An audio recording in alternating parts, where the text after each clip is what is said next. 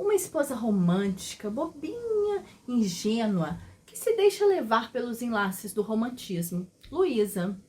Um marido sério, pragmático, apático no amor e que precisa fazer uma viagem e deixar a esposa em casa.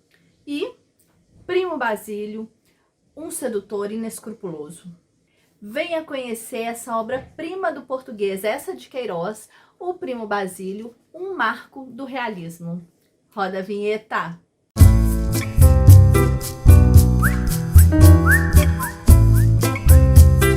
Olá, leitores! Seja muito bem-vindo aqui no canal Livros da Bela.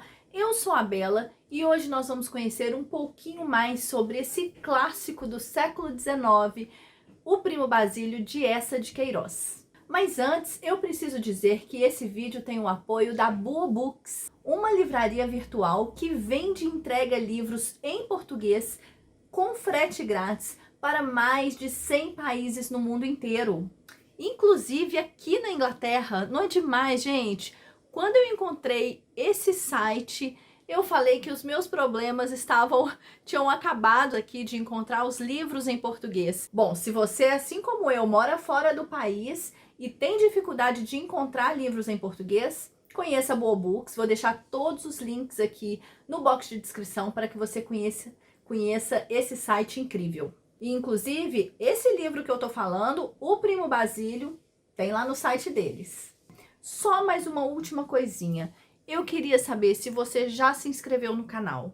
Se não for inscrito ainda, já se inscreva aqui embaixo, ativa o sininho para você receber as notificações de vídeos novos e não se esqueça de deixar o seu like aqui para mim, que isso é muito importante para o canal. Conto com vocês! Tinha suspirado, tinha beijado o papel devotamente. Era a primeira vez que lhe escreviam aquelas sentimentalidades e o seu orgulho dilatava-se ao calor amoroso que saía delas, como um corpo ressequido que se estira num banho tépido.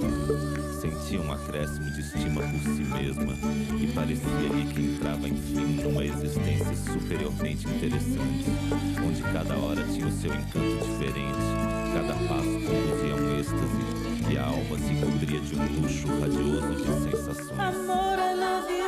E esse trecho que vocês acabaram de ouvir é da música Tribalistas, em que o Arnaldo Antunes, o cantor aí, Arnaldo Antunes, ele lê as belas palavras que estão escritas nesse livro aqui. A escrita é primorosa. As cartas, esse meio de comunicação tão comum no século XIX, estão presentes aqui. E as críticas cirúrgicas de Eça de Queiroz sobre a sociedade burguesa lisboeta imprimiram nessa história um toque sedutor de pecado e realidade.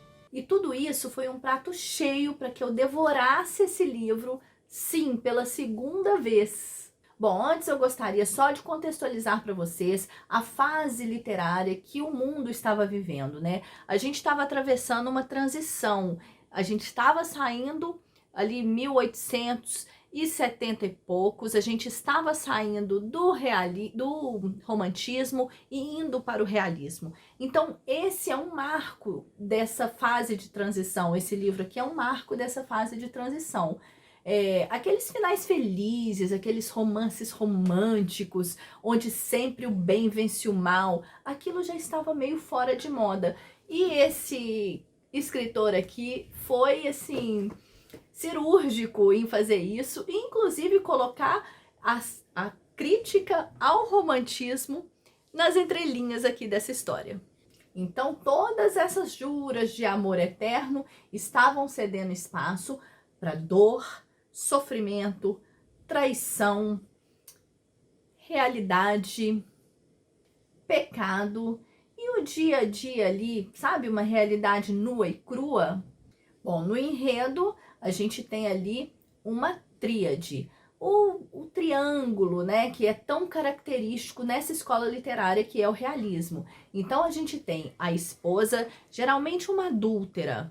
Luísa era o nome dela nessa história, cansada, cheia de tédio da vida que ela levava, de madame mesmo, e ela se esquecia da realidade, mergulhada nos seus romances românticos, nas páginas desses livros que ela tanto lia.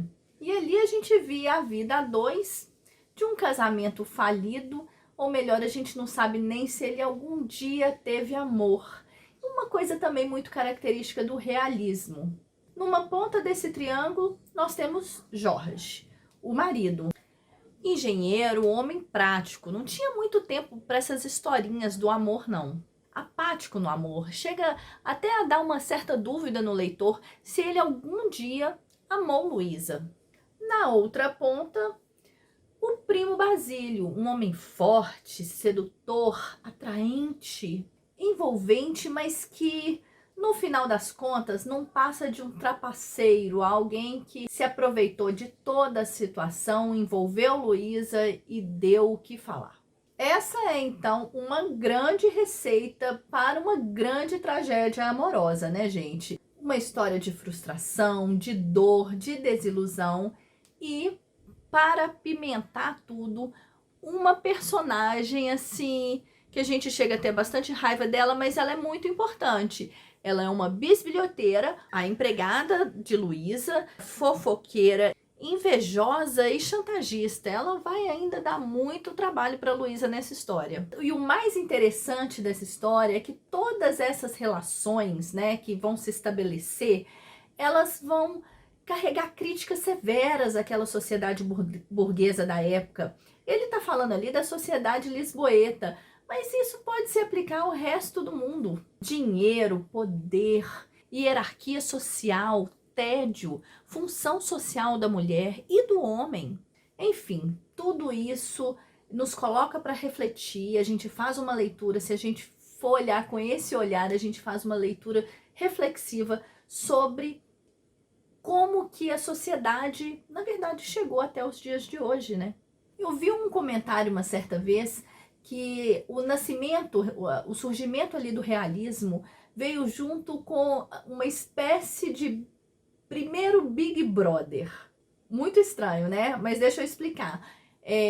Na época não tinha telefone, não tinha TV, não tinha internet, imagine, não tinha nada. Então as pessoas viviam trancafiadas nas próprias paredes. Então as coisas que aconteciam ali era muito difícil de sair daquelas paredes. Ali as pessoas conheciam o anonimato mesmo, né? Então seus crimes, seus pecados, eles eram trancafiados. Ninguém mais sabia o que estava acontecendo. Você tinha uma certa privacidade, muitas vezes você cometia pecados e qualquer outra coisa, e que aquilo era trancado para toda a eternidade. Aí vem então o realismo e escancara com tudo isso. Coloca para fora tudo o que é do ser humano. Coloca todas as coisas, as fraquezas, as dores, os sofrimentos e escancara isso para o mundo inteiro na literatura. Eu achei estranho essa comparação inicialmente, mas depois eu vi lógica e achei até interessante. Colocar a Luísa como leitora de romance romântico justamente num livro que está fazendo uma crítica ao romantismo foi uma sacada maravilhosa. O autor quis claramente criticar a escola anterior, colocando a Luísa uma ingênua que se perdia nas páginas dos romances. O triângulo então se apresenta logo no início do livro, porque o marido, Jorge, ele precisava trabalhar, ele precisava fazer uma viagem a trabalho e deixou a Luísa sozinha em casa. O primo Basílio, ele que tinha se mudado para o Brasil para fazer fortuna, ele nesse momento liga para Luísa e fala que ele estava retornando para Portugal. Chega um certo ponto que ele bate na porta da Luísa e quem atende a porta não poderia ser outra pessoa que não Juliana, a empregada. E é desse primeiro contato aí de Luísa com o primo Basílio, vão surgindo outros contatos, outros encontros, e aí vai ressurgir um romance que já tinha acontecido na adolescência, antes de Luísa se casar com Jorge. Há então as tão famosas cartas de amor, cartas lindas, de amor romântico, ingênuo, e que quem descobre essas cartas? Novamente, a empregada Juliana. E aí vão surgindo várias chantagens e muita coisa vai desenrolar dessa história. muita história para contar e eu vou parar por aqui, porque se você ainda não conhece essa belezura, essa beleza de livro, beleza de escrita, beleza de literatura, você precisa conhecer. Eu vou deixar então no box de descrição os links para compra. Se você estiver no Brasil, compre pela Amazon, utilize o meu link aqui embaixo, que você ajuda muito o canal com uma pequena comissão, você não paga nada mais por isso. E não se esqueça, se você estiver fora do Brasil, vou deixar o link aqui da Boa Books também. Vá lá conhecer o site e compre o livro, se você tiver interesse, já compre ali pela Boa Books, tá? Não é essa versão que eu tenho aqui, mas é uma edição maravilhosa que eu já tive a oportunidade de conhecer também. Bom, é isso. Um grande beijo. Até o próximo vídeo. Tchau!